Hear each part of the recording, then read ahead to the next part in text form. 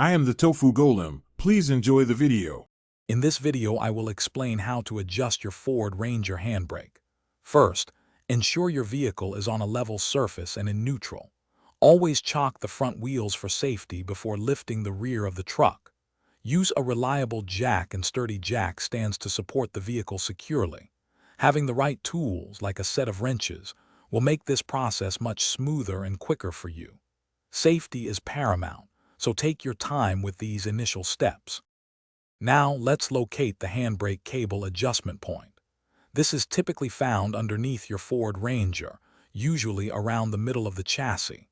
Look for the equalizer, which is a small bracket where the main handbrake cable splits into two cables for the rear wheels. You will clearly see a threaded rod passing through this equalizer, secured by two nuts.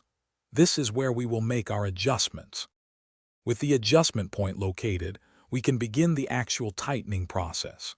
First, use an appropriate wrench to loosen the lock nut. This nut prevents the adjustment from changing over time. Once the lock nut is loose, you can then tighten the adjusting nut.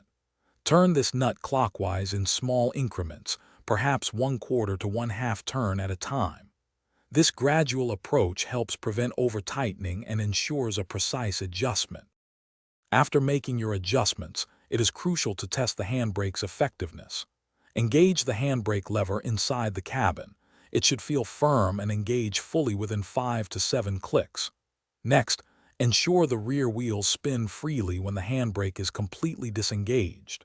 If they drag, you have over-tightened it. Finally, securely tighten the lock nut against the adjusting nut to prevent any future loosening. Your handbrake should now operate correctly. Thanks for watching. Consider subscribing if we helped you today.